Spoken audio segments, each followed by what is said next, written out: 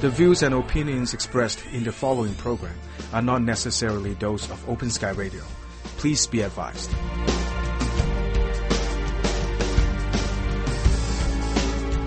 Good day, everybody. Welcome to The Fire You Can't Put Out. With you as usual, my name is Melvin, and I want to thank each and every one of you for joining me. This is the second episode for the 2014 calendar year. Today we are taping on Saturday, January 14th, just to give you some sort of bearings of where we're at. Seems that we are still on over at Open Sky Radio. Even though they are planning on making some changes over there, you can still find our shows over there. They're still putting these new ones up, and of course, whenever changes over there, we will keep you abreast on all of it. 2014, episode 51 today. So 2014, we are inside of an election year.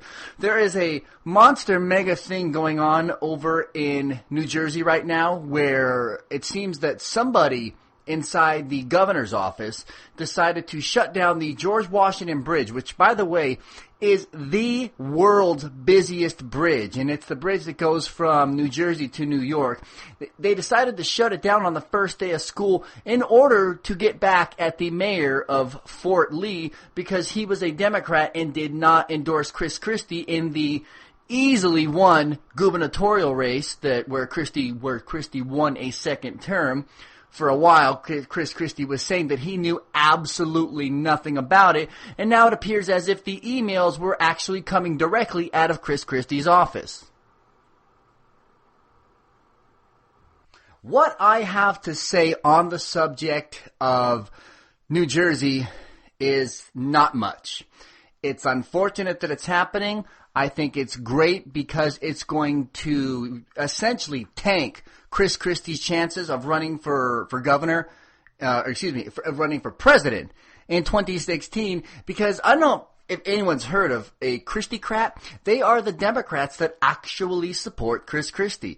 And I here on this show have shared my small admiration for Christie, because what I find refreshing about him is, for the most part, his honesty. But of course, what I don't like with so many conservative politics, is the man is a flat-out homophobe. He said gay marriage in his state is not going to happen. And someone said, hey, one of the reporters, they said, hey, what if one of your kids came to you and they said that they were gay? What would you do? He says, I would take my child, I would embrace them, I would tell them that I love them, and then I would tell them that marriage is between a man and a woman. Warm, right? We're not going to cover that on this show. We're not going to cover the whole bridge thing. It's playing out the way it's playing out.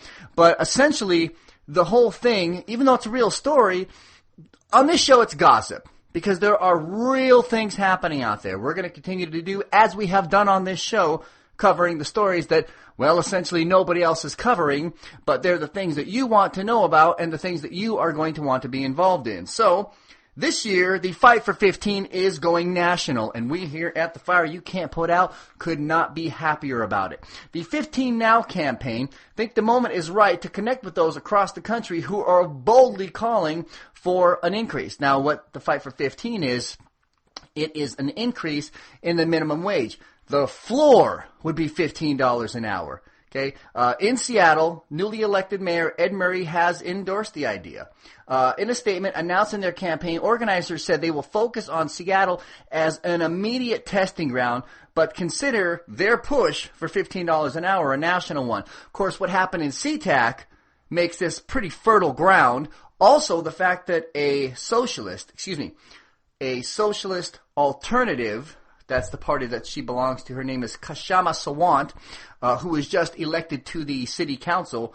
And she says she's a socialist, belongs to the Socialist Alternative Party. I on this show, I am a Democratic Socialist. We're different, but we believe a lot of the same things. So they're pushing for $15 an hour. You can find this article over at commondreams.com. 15now.org is the website.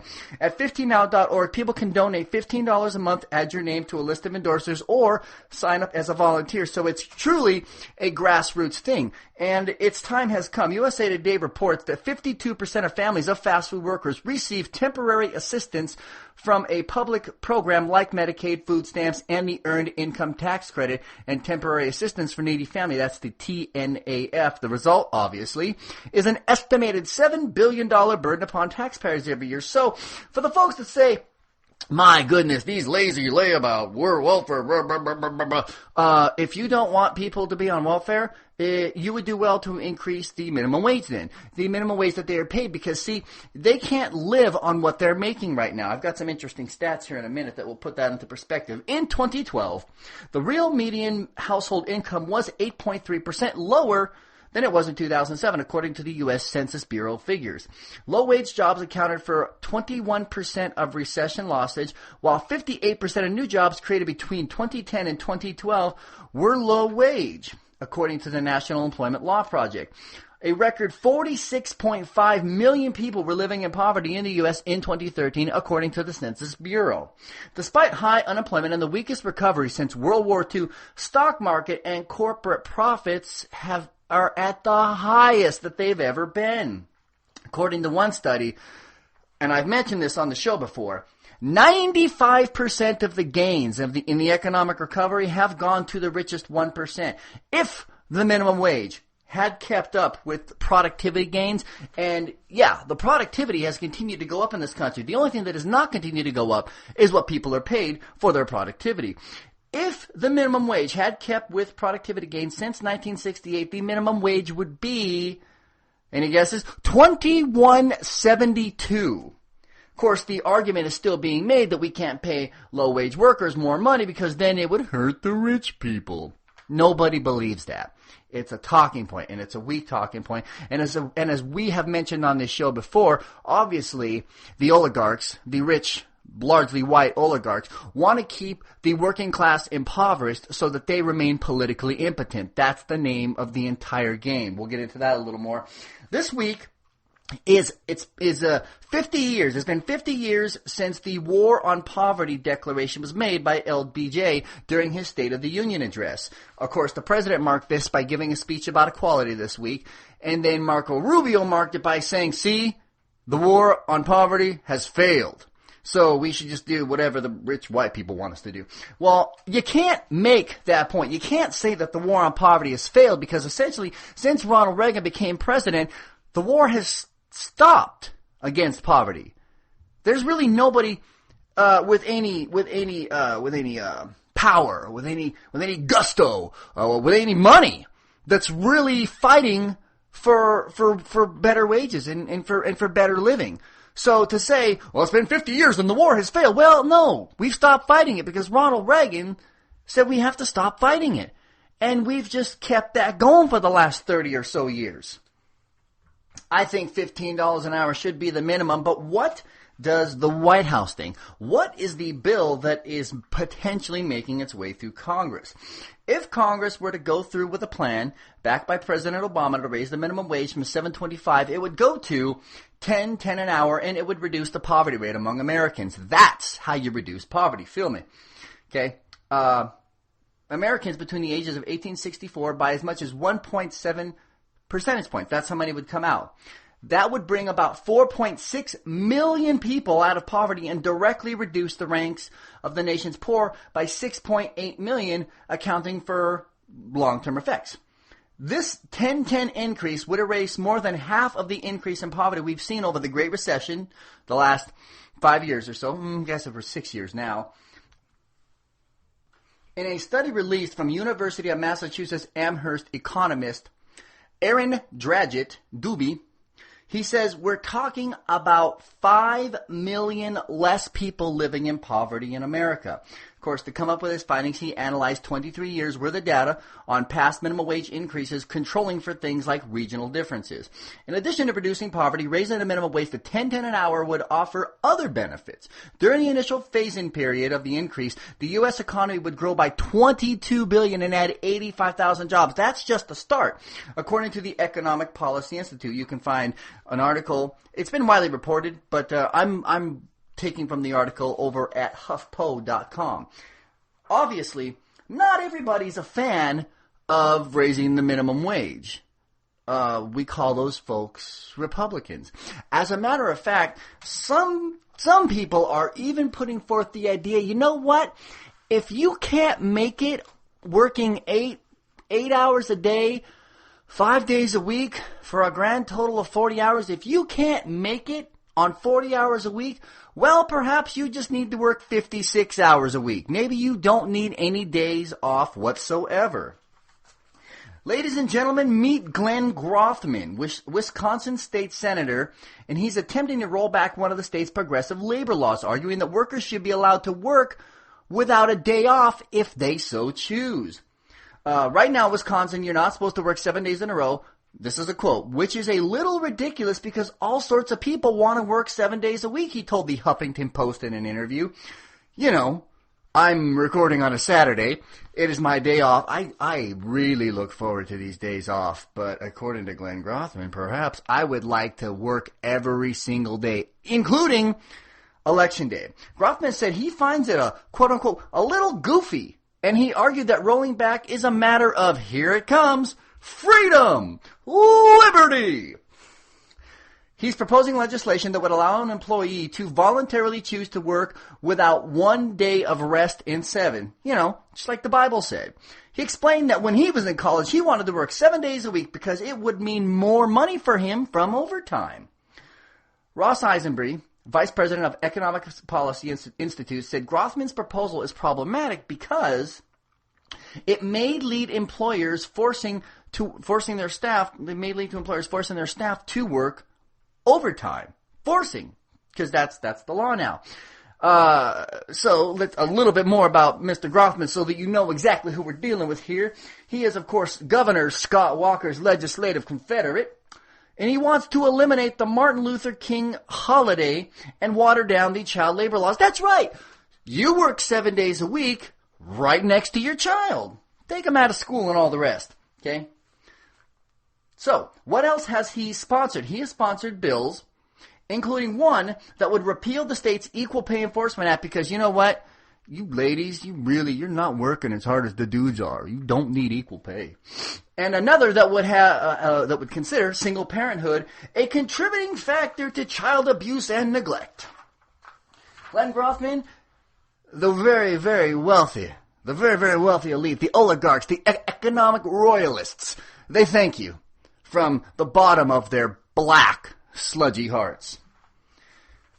So with the new year, and talking about how more people at the bottom part of the income ladder should be making more money. A lot of those folks, especially the ones that, if you take the minimum wage, which is $7.25 an hour, and this math works across the board, you take somebody's hourly wage and you double it, that's what they make a year. So if you make $15 an hour, you make $30,000 a year. If you make $7.25 an hour, you make 14 and a half, right? Yeah, so 14 and a half, that's what you make per year. So you make $14,500. Wow. All right. So, and of course, you pay taxes and you pay into Social Security, but Social Security stops at $117,000. Did you know that? After $117,000, you don't pay anymore.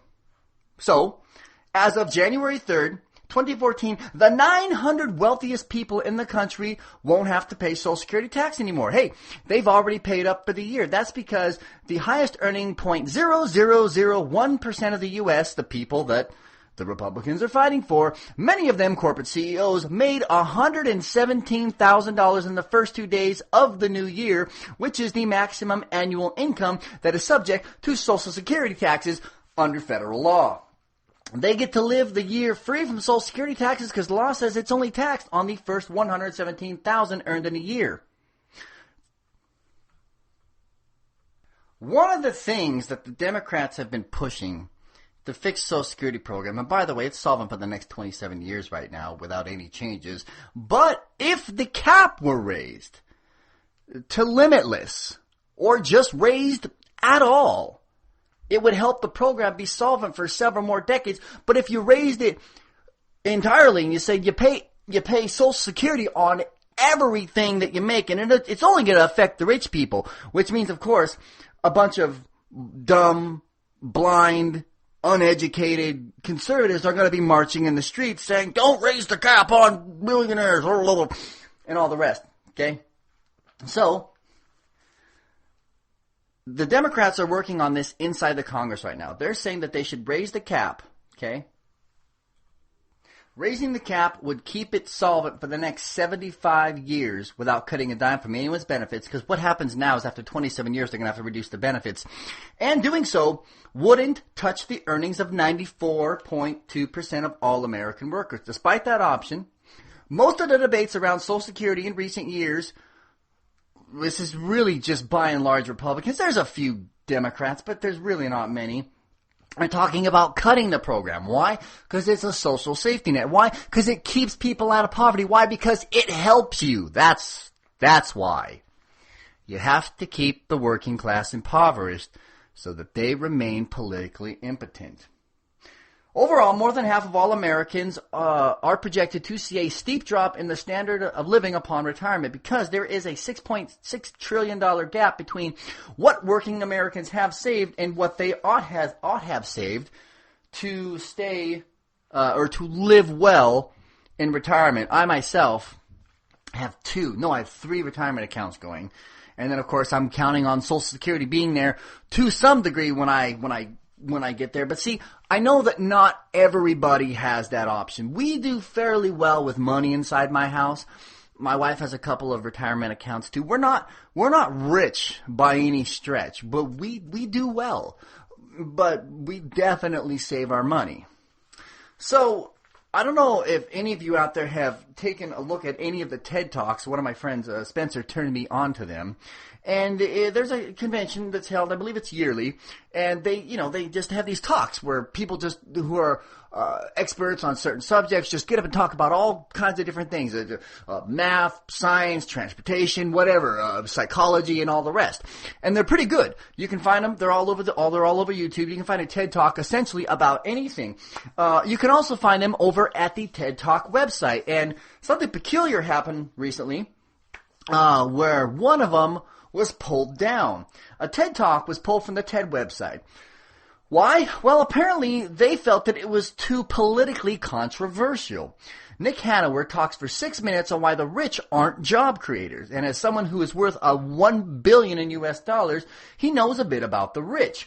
You can watch it over at addictinginfo.org, and the video isn't even partisan. He doesn't mention politics. Both Democrats and Republicans operate by and large Republicans, but definitely there's some Democrats. They operate under the assumption that the rich are the job creators. And that's because, as mentioned in another talk, this time by Lawrence Lessig, politicians on the national level have to go through 2 electoral processes to get into office. Yes, they're voted on by the people. However, before that, they also have to win funding. That means the rich pick the politicians for major offices. Until we change the campaign finance laws, this isn't going to change. In fact, the myopic vision of Congress is going to get worse because the rich demand their attention. And the rich are not job creators. I believe the number for a sitting senator is $20,000 a day. If they want to remain in office for another term, they have to raise $20,000 a day. But it's illegal to do it from their congressional offices. So they have to pay for another office where they might go to work one day to the Congress, and then they got to go to the other office and spend 3-4 hours a day dialing for dollars, essentially, begging for money from rich people. They say, well, maybe we, regular folks, could just give them money. Maybe we can buy back our own politicians, and therein lies the problem. We can't. We're being outspent, and we're being outspent by dark money, and the dark money doesn't help us. So the conservative idea that I hear the most is, well, let's just have term limits. Let's address that. First of all, term limits don't. Let me see how I'm going to say this. Term limits, okay, so in Washington, D.C., there's an institutional knowledge, okay, which is to say the people that are there all the time, that have been there for years, decades, they know how things go in that town. Okay, so when somebody new goes into Washington, they learn the ropes from their fellow congressmen who have also been there a while, okay? They're new there. There's not essentially a handbook telling you how things go. And even if there was, you really learn by doing, as with any job. So if we have term limits, the first problem is the institutional knowledge in Washington, D.C. becomes the lobbyists. And are the lobbyists going to be working for you and I? Are the lobbyists going to be telling people, you know what, you should do this because it helps the American people? No, the lobbyists are going to say, you should do this because it helps my client who is paying me millions.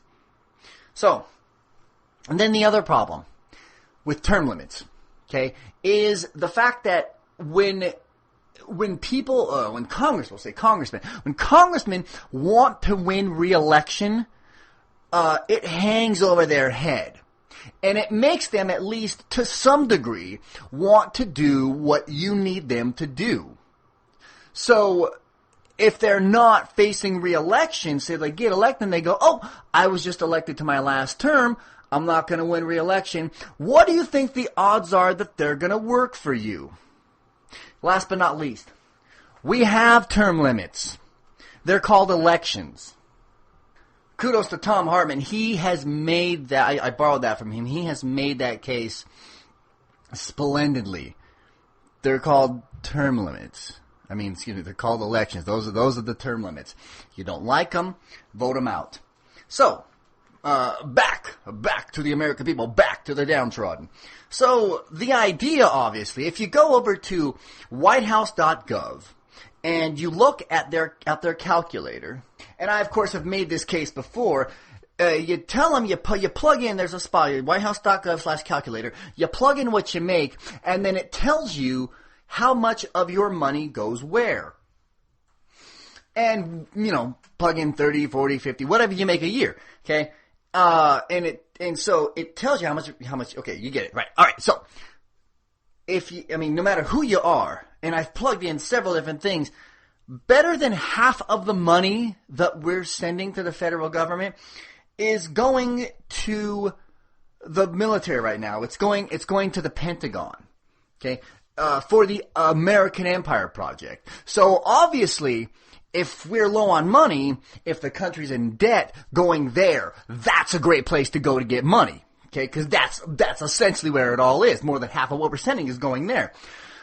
But conservatives have continued to make the case, no, we need to kill Social Security. We need to kill food stamps. We need to kill the CHIP program, which is the Child's Health Insurance Program. We need to, all these things that help poor people. We need to kill all these things that help poor people. Well, even if you cut all those things, not only are you going to send our country into a nice deep recession that we may never get out of, not only are you going to throw tens of millions of people into poverty, but you're still not going to take care of the problem that's happening over at the Pentagon. It's the American Empire Project. Thousands of bases around the world. Fighting, drones, tanks, planes, guns, troops, of course, the people that we're killing, that are being killed in the United States military, all of that stuff costs billions, trillions. It's mind-boggling. But in the Republican Party, that is the sacred cow. You do not touch that cow. So, so they say, well, you gotta come up with a solution. And Paul LePage, Maine governor, thinks he had a solution. He decided to look into all the people collecting welfare and to see where they're spending their money. If they're spending their money on hookers and drugs and cable TV, well, by golly, he's just gonna take it away. So, follow me. On Tuesday, this past Tuesday, he released data on purchases made with state welfare benefits and claimed that he exposed abuse. He has exposed abuse. Follow me. But they only add up to less than 1% of all benefit transactions. That's right, a sliver. A teeny tiny sliver. The data showed that there were more than 3,000 transactions at bars, sports bars, and strip clubs made with the EBT cards. Those are the electronic benefit transfer cards that were loaded with the TNAF benefits and food stamp benefits between January 1st, 2011 and November 15th, 2013. The state doesn't track what was actually purchased, and some transactions may be withdrawals from ATMs at those locations. The Department of Health and Human Services spokesman told the Bangor Daily News they only make up about 0.2% of total purchases and ATM withdrawals. LePage still expressed his outrage at the tiny fraction of purchases. This, quote, "This information is eye-opening and it indicates a larger problem than initially thought," he wrote when the data was released. LePage is also seeking to paint welfare recipients as wasteful spenders who blow their money on alcohol and cigarettes. But the data just isn't on his side. LePage has made other controversial statements and decisions when it comes to the poor or less fortunate residents of his state. He claimed that 47% of Mainers don't work, despite the fact that 65% are working or actively seeking a job, while the remaining percentage is made up of the retirees, the disabled, students, and homemakers. He exhorted all able-bodied residents to get off the couch and get yourself a job. Even his plan to simply locate the state's DHHS office, that's the Health and Human Services office, was controversial, as he wants to move it from downtown Portland, Maine, to a location in South Portland that makes it difficult for poor people to get there. And after complaining about the time and the waste of resources and all, he spent all this money for this study. And I couldn't find a number on it, but these things aren't free. None of these studies are free. Polls aren't free. None of this stuff is free. Okay? And so his idea that it's all poor people, it's all their fault, the dang all poor people, this is the same thing that Governor Rick Scott did down in Florida with the we're going to drug test you if you're collecting welfare benefits. And then they found out that it's less than 1% of people are on drugs. And they spent millions and millions testing all these people for drugs, and then nothing. All the money that they spent on the program, the money that they spent drug testing people, they lost all of that money. And they saved nothing. They went in the hole on that one. Once again, because the idea is, obviously, it's poor people. On September 10th, 2001, Donald Rumsfeld gave a speech at the Pentagon where he stated, according to some estimates, we cannot track $2.3 trillion in transactions. Now, you'll remember, he was the Secretary of Defense Donald Rumsfeld at that time. We can't figure out where these $2.3 trillion in transactions went. And for that matter, you may remember, there was somewhere between $12 and $18 billion in shrink-wrap $100 bills that were dropped from planes and just disappeared in Iraq. More money for the Pentagon, CBS News correspondent Vince Gonzalez reports, while its own auditors admit that the military cannot account for 25% of what it spends. Listen. So there lies your problem. Like I said before, it's the Pentagon. And when the Pentagon spends money like crazy, silence. When they lose money, silence. When they shrink wrap money and drop it on a foreign country whose entire GDP is a couple of $1 billion, silence. The poor people using an ATM at a strip club, less than 1% of them using an ATM at a strip club or a bar or whatever else, oh yeah. Look at those poor people throwing their food stamps at strippers. All right, let's get into Obamacare, which is just rolling on. And the people are very happy for it. I'm not sure if you've noticed, but Congress they haven't publicly said it, but they have decided to stop taking votes to repeal Obamacare. Why? Well, because people are getting it now. Why? Well, they're pretty happy with it. And now that the people have it, it's going to be really hard to take it away. We reported on a story number of shows back about the Destroy Obamacare tool, which was a program that you download onto your computer, get it from a right-wing website, and it just runs in the background of your computer so you don't see it happening, and it dings the healthcare.gov website. So, in late November, House Homeland Security Committee published a video on their YouTube page highlighting a portion of the committee questioning Roberta Stampley, Acting Assistant Secretary of the Department of Homeland Security's Office of Cybersecurity and Communications. That's a mouthful. Who confirmed at least 16 attacks on the Affordable Care Act's website, in 2013. So, right-wingers were distributing the link to the necessary tools to perform the attacks on healthcare.gov through social networking, as pointed out by Information Week and other websites. The name of the attack tool is called Destroy Obamacare. So we reported on it, and what I'm essentially doing now is I'm saying, yeah, and there's a video, you can go find it on their website, the Homeland Security website, and it says, yeah, we found that these are confirmed, that these actually happened. And of course, the people that built the Destroy Obamacare tool, the freedom, liberty, freedom, blah, blah, blah, blah, blah, blah. It's always the same lines. It really is. It's always the same lines with these folks, and it just makes my head spin. So there were quite a few businesses, and I want to get into that. There were quite a few businesses that thought that it would be a good idea. They thought that it would be good politics to go ahead and attack Obamacare before it was even implemented. Among them, Papa John's CEO John Shatner. Now this is an article from Forbes. Let's see. So, he decided to mix his politics with his business when suggesting that he would be cutting the work hours for Papa John employees in order to bring them below the 30-hour per week threshold that would require him to provide his employees with health care benefits. It turns out that the public did not approve. Indeed, so serious that the reaction that Shatner was forced to publish an op-ed piece where he sought to convince us that he never really intended to cut back worker hours, but had simply been speculating on what he might have to do in response to the legislation. According to YouGov Brand Index, Papa John's had a good reason for concern, as the pizza chain's brand identity has plummeted from a high of 32 on Election Day to a remarkably low score of 4 among adults who have eaten at casual dining restaurants over the last month. Papa John's, however, is not alone in its anti-Obamacare misery. Applebee's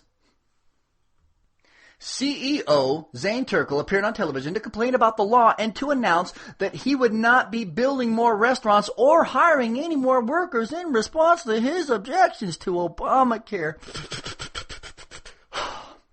Applebee's, pre-Turkle, had a buzz score of 35 and now sits at a pathetic 5. Yeah, from 35 to 5. Darden Restaurants Incorporated, owner of Olive Garden, Red Lobster, and Longhorn Steakhouse, has lowered its profit projections for the quarter ending this past November, acknowledging that its bad numbers are the result of poorly performing promotions, Superstorm Sandy, and wait for it, the poor publicity it engendered by its decision to test out a plan to cut back on healthcare costs by putting more workers on part-time schedules in response to how much they hate Obamacare. Whenever these companies, and those cases always made, you vote with your dollars, which is a stupid thing because obviously that really, by and large, only helps the rich. But fine, sometimes we get to vote with our dollars. It's rare, but sometimes we do. And in this case, we most certainly have. We've told Papa John's and we've told Applebee's. After they made these statements, I said, nope, that's it. No more. I don't need it at Applebee's anymore. I don't buy from Papa John's. I don't buy Skullcandy headphones. Why? Because that guy's a right-wing crank as well. I don't. I simply don't. I disagree. And it's not just a matter of politics. To find out that a Republican is running a company is one thing, but to find out that Republican is lying and trying to deny people health care and fighting against a law that's going to save millions of lives, well, you're just a POS. And I'm not going to support you anymore. Yeah, that's too bad because Skullcandy makes just a great set of headphones, but I won't support him. It's that simple. So last week we reported on the fantastic news that a judge had struck down a law in Utah making it possible for thousands of people, well, a little over 1,000 people to get married. So, we got bad news this week, and I hate to be the bearer of it, but this is a news program. Gay couples in Utah were thrown into legal limbo Monday as the U.S. Supreme Court put a halt to same-sex marriages in that state. The justices did not rule on the merits of the case or on the same-sex marriage bans in general, leaving both sides confident that they will ultimately win. The Supreme Court's unsigned order did not indicate anyone dissented from the decision to halt same-sex marriages in Utah. Justice Sonia Sotomayor, who handles emergency appeals from Utah and the 5 other states in the 10th Circuit, turned the matter over to the entire court, and the entire court said, that's it, no more. It's on hold.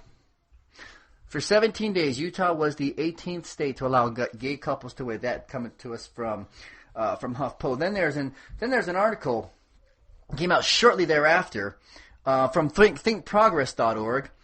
Utah Governor Gary Herbert, his office, he announced Wednesday that his state will not recognize the over 1,300 same-sex marriages performed between when a federal trial judge held that the Constitution requires marriage equality, and when the Supreme Court stayed on that decision on Monday. The governor's announcement applies so long as the Supreme Court stay is in effect. Utah's Constitution provides that marriage consists of only a legal union between a man and a woman, and the legal basis for ignoring this discriminatory provision and allowing over 1,300 couples to marry was a court order that has now ceased to function for as long as that stay is in effect. So he's essentially saying, I know you got married, but we're not going to recognize it because you don't deserve equal protection under the law because you're gay. While it's certainly true that the Constitution of the United States, with its requirement that gay couples be afforded the equal protection under the laws, trumps the Utah Constitution, Utah has made it perfectly clear that they plan on fighting to offer equal rights to gay couples until the bitter end. And then there was another piece to this story. The Obama Justice Department announced that they will recognize the marriages federally. So they get gay marriage. They lose gay marriage. The governor says, we're not going to recognize your marriages. And then the federal government says, we are. This story is only going to get more interesting. And I like to believe that ultimately Utah gay couples, Utah people that want to, and I don't care if you're gay or straight, you should be able to be married. It's not a religious ceremony. It's a legal one. And it's a legal one based on love. And you really should be able to love anybody you want. But over in Utah, no.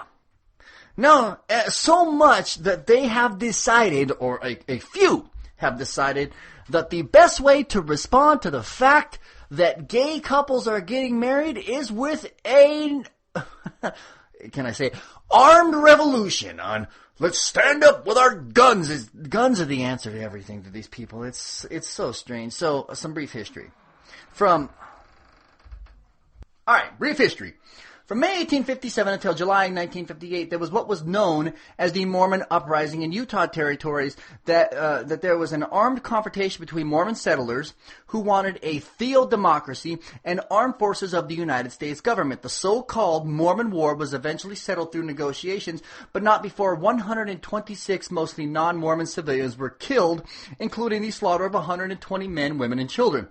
Historians attribute hyperbolic Mormon teachings against outsiders as the impetus for the Utah Territorial Militia to massacre the travelers because they passed through the Mormon territory while emigrating from Arkansas, and what came to be known as the Mountain Meadows Massacre. Over the weekend, Republicans and conservatives gathered in Utah to issue a call for an uprising. That's what against same-sex marriage to oppose a federal district court ruling striking down Utah's biblical law banning same-sex marriage as unconstitutional. The gathering was headlined by Richard Mack of the Constitutional Sheriff and Peace Officers Association. According to Mack, the county sheriff is the arbiter of what is constitutional, and his determination is that the court overstepped its authority in ruling according to the Constitution. The threat of another uprising may have influenced the Supreme Court to block same-sex marriages pending final disposition of an orderly appeal slated for late February in federal appeals court. However, Utah Mormons and Mack already ruled the Constitution does not afford same-sex couples their due process or equal treatment under the law, as they were prepared to enlist sheriffs to, quote, defend the county clerks in saying, no, we're not going to issue marriage licenses to homosexuals.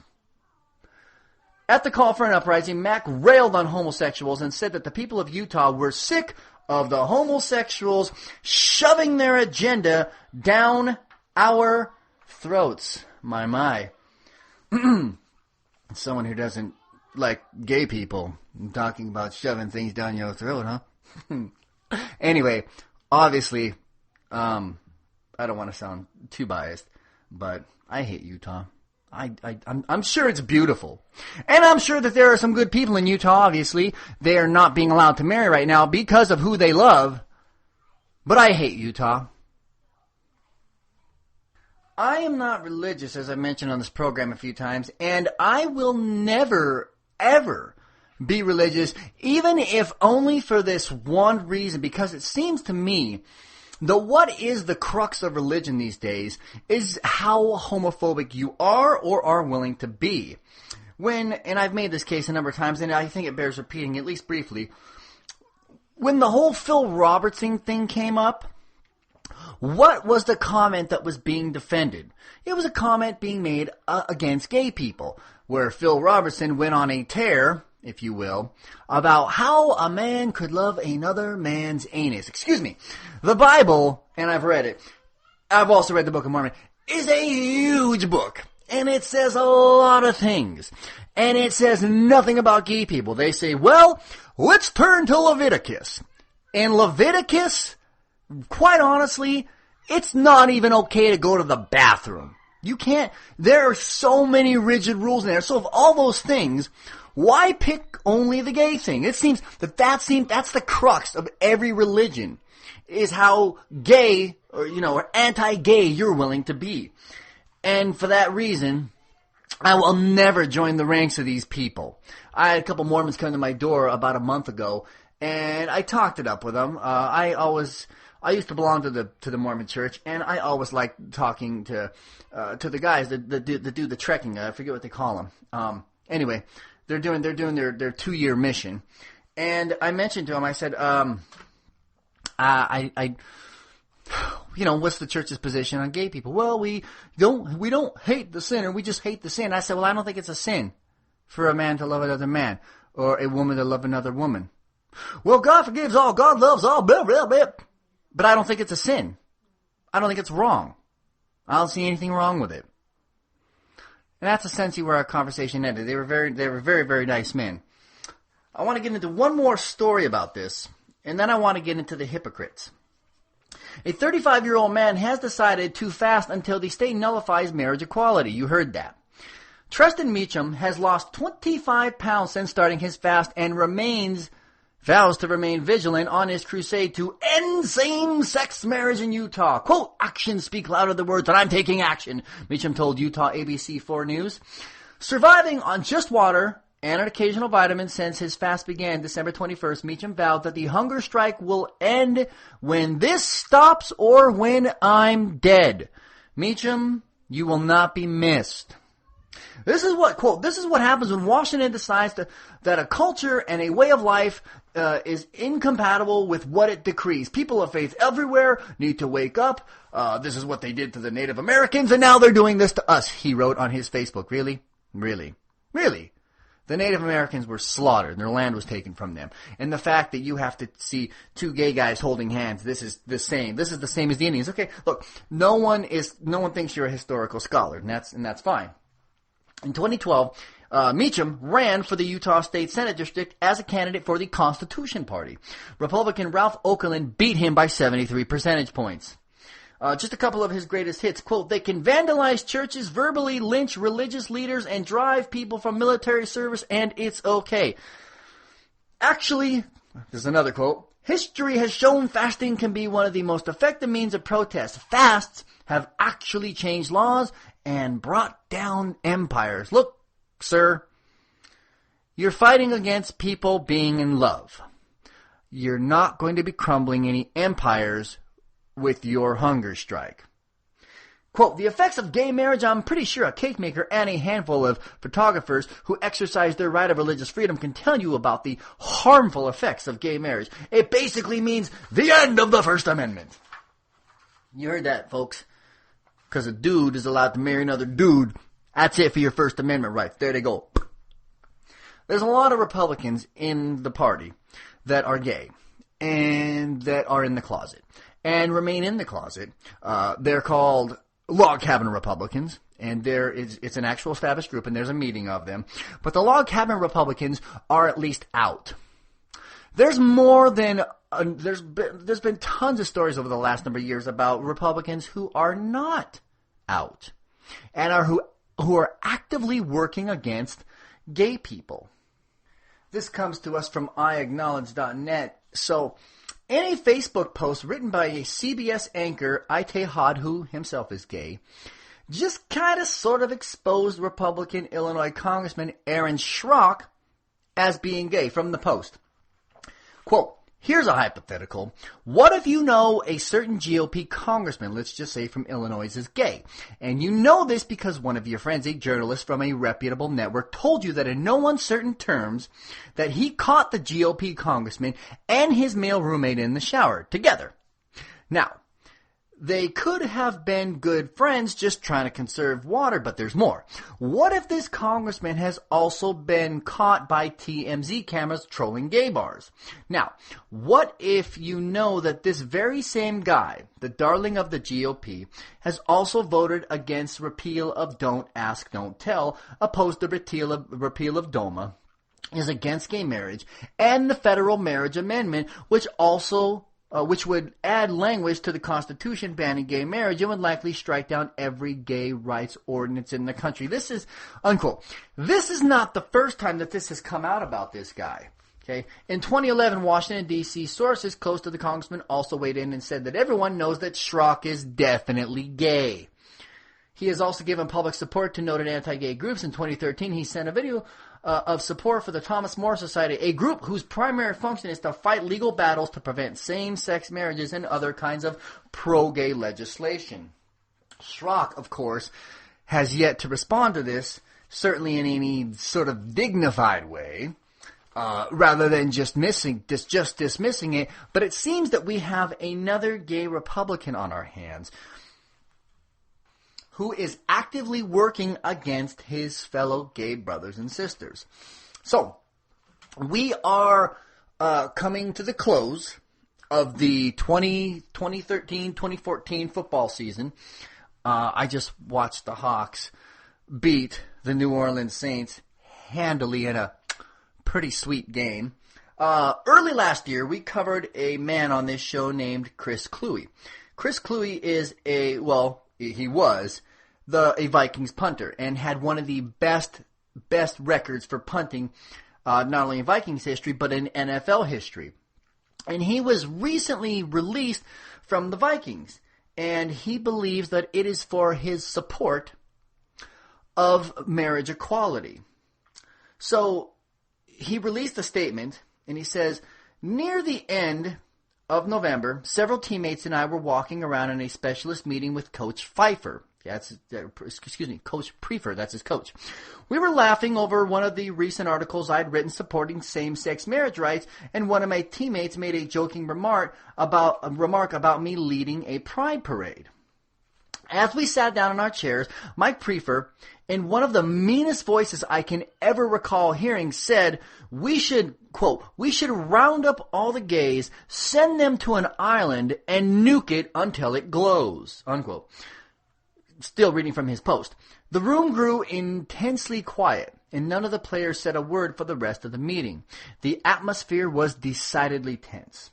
I never had an interaction that hostile with any of my teammates on this issue, even though essentially, not everyone agrees with him. Quote, going back to the quote, some didn't agree with me, but our conversations were always civil and respectful. Afterwards, several told me that Mike Pfeiffer, what he said was kind of messed up, unquote. So of course the Vikings have to respond because Kluwe's a very public figure now, and he's been out front on the gay rights issue, unlike, a lot of people in the NFL. There's a lot of homophobia in the NFL, and that's one of those things that's going to have to change as well. The Vikings posted a statement about Kluwe's accusations on their website, saying the team does not tolerate discrimination at any level, and that Kluwe was released strictly based on his football performance. Pfeiffer also responded to Kluwe's story with a statement. Quote, I vehemently deny today's allegations made by Chris Kluwe. I want to be clear that I do not tolerate discrimination of any type and am respectful to all individuals. I personally have gay family members who I love and support just as I do any family member.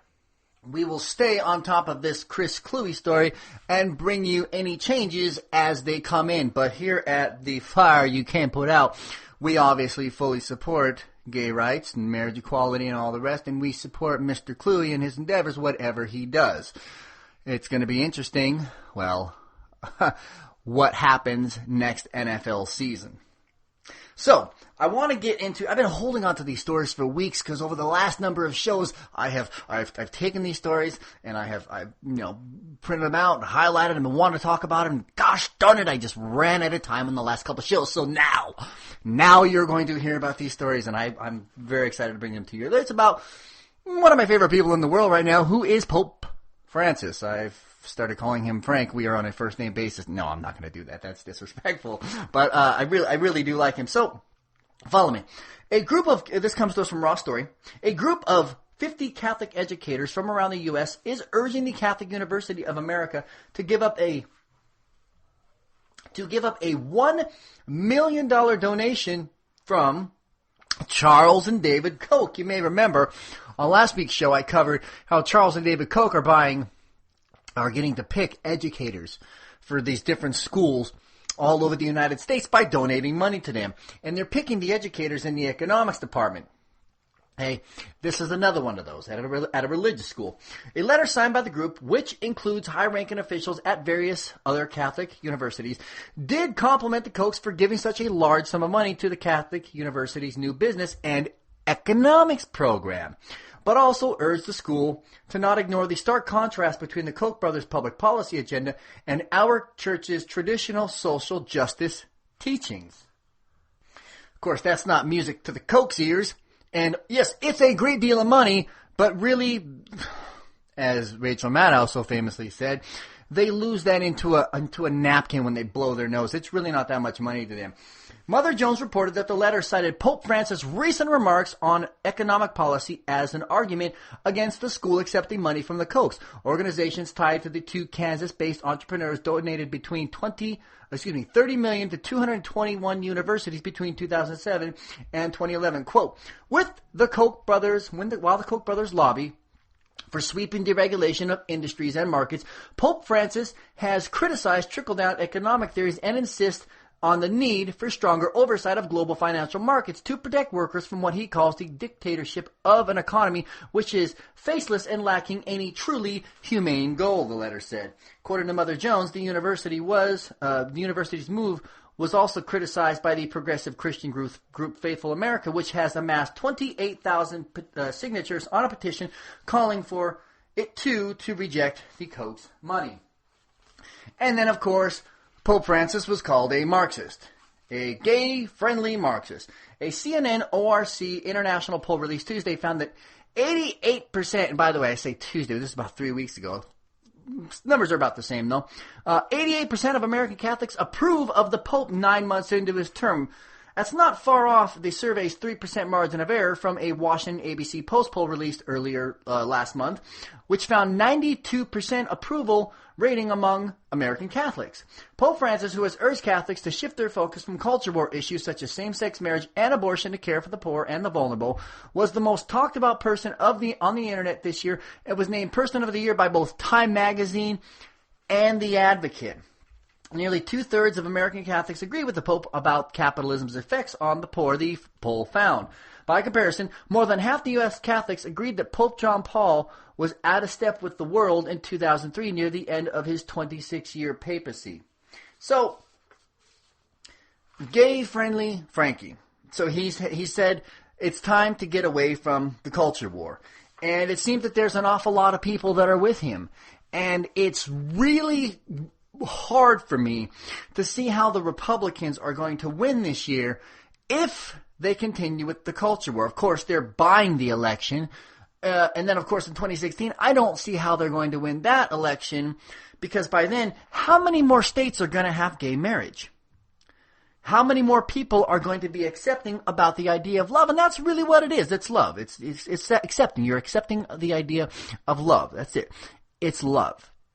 It's the most unevil thing in the world. And you're against it. And in 2016, you don't get to be a homophobe and be president. It's just not happening.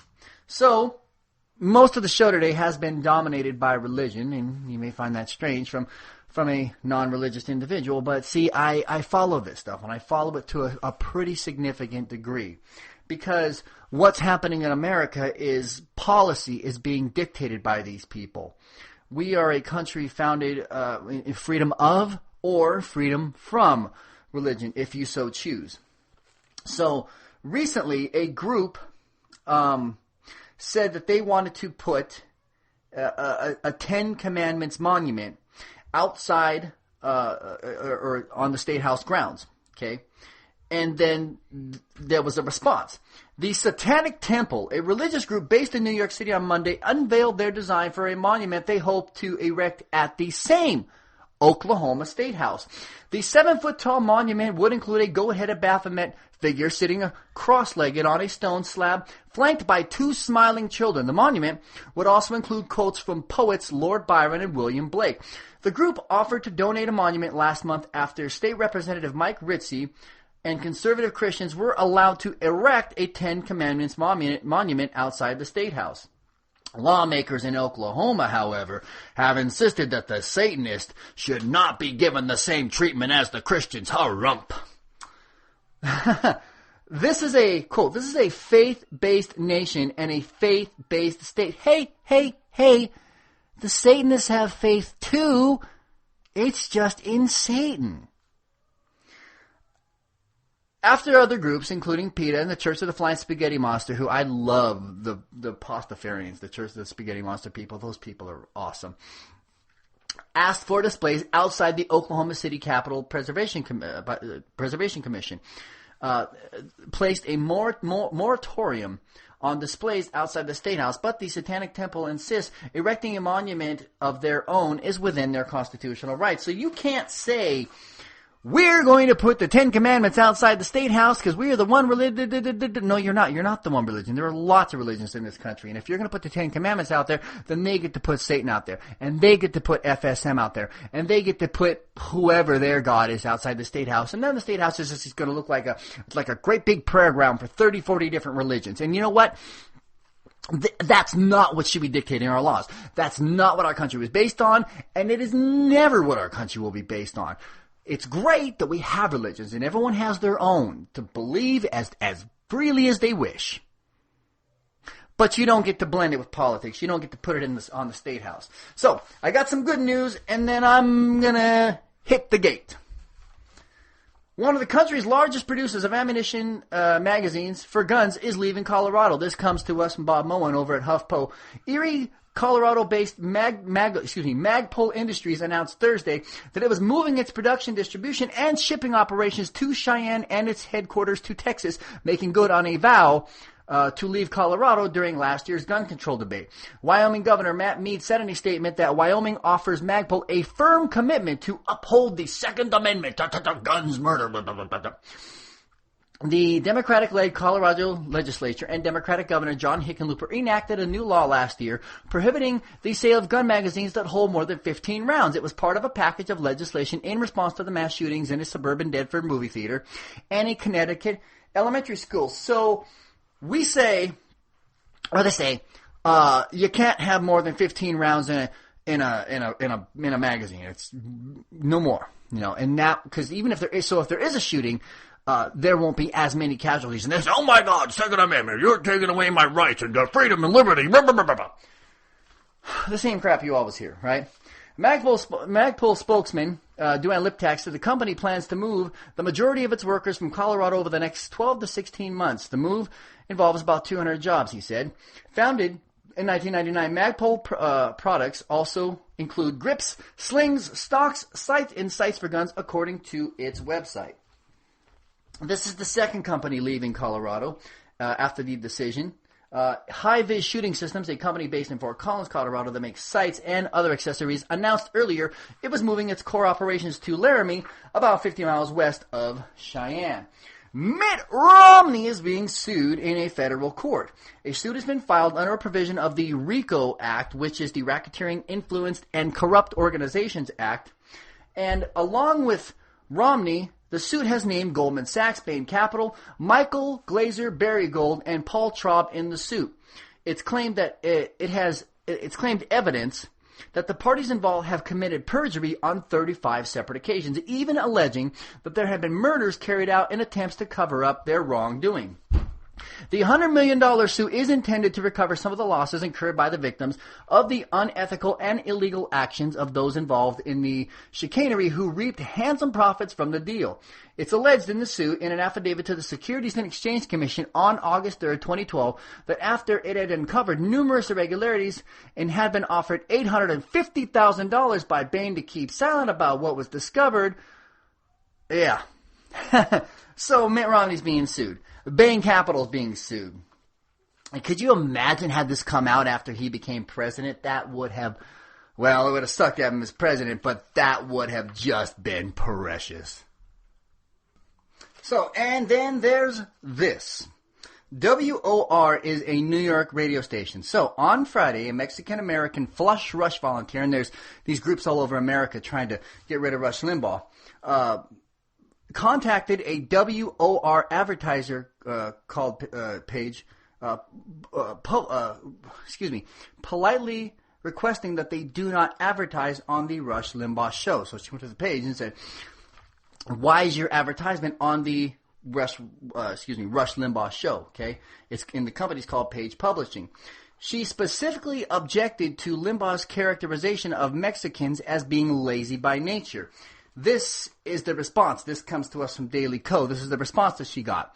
Quote, "I am the president of Page Publishing, and I could not agree with you more. He is a disgusting, misogynist racist. We have been advertising with WOR for quite a while, but they only recently added this moron's program to their lineup, and we were assured that our ads would not inadvertently run during his show. Thanks for pointing out that it did. I don't have the stomach to listen to his show to verify our ads do run. I will insist that our ads never run during his bigoted show. It amazes me that his show has any audience at all here in New York City, a progressive and liberal place, if there ever was one, the place where I was born and raised, and the place that is amazing in its diversity. Your email reached me because the staff here universally despises Limbaugh and everything he stands for, and they know my feelings well. The ironic things about most of the nonsense he spews, in particular his references to Mexicans and Mexican Americans, is that there probably isn't a harder working group of people in the nation right now. He has the right to say what he wants, but we have the right to refuse to support him with our corporate advertising dollars. Thanks for the email, Stephen Matthews, President and CEO, Page Publishing Incorporated." Brilliant, sweet, and all the rest. This is the part of the show where I generally do a final thought. It was I would pick a subject and just riff on that for a little bit, and I'll do that from time to time. But I'm trying to provide some changes here and there, make the show a little more interesting and not as formulaic. So today I'm just going to do some final thoughts. So for this year, 2014 is going to be the year of wage equality.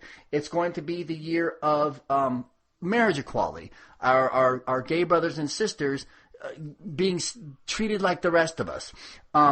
Pay equality with respect to women. Women are going to see pay equality. I see a lot of good things potentially happening this year. And then, of course, Obamacare is hanging around the neck of the Democrats right now, but that weight is becoming lighter and lighter by the day as Obamacare is working better and better. My wife and I were out at a watering hole last night enjoying a pint, and I saw a big glowing ad come on during the basketball game, during the Miami game for healthcare.gov, and I smiled. It's great to see that. Millions more people have health care now. President Obama has 2 more years. And although he has not been my favorite president, he has done quite a few things that I have liked, and I will continue to support him. Of course, I'm really mad at him about the drone strikes and the TPP and things of that nature, but obviously nobody's perfect, and I try not to let perfect be the enemy of good. So I think we're going to see all those positive changes happen this year in America. 2014 is going to be a completely transforming year. And then, of course, with my good friend, gay-friendly Marxist Frankie, it's not nice, Pope Francis, speaking back to the religious folks about what Jesus really said, we're looking at some major positive changes to come this year. So let's get out there. Let's put Democrats in the House and Senate. Get a few things done before Obama leaves there in 2017. And I want to thank you, ladies and gentlemen, for your support of this show, for listening to me ramble on for an hour. We are the fire you can't put out. I want to thank you all for everything. This was episode 51. My name is Melvin, and I just want to say thank you and good day.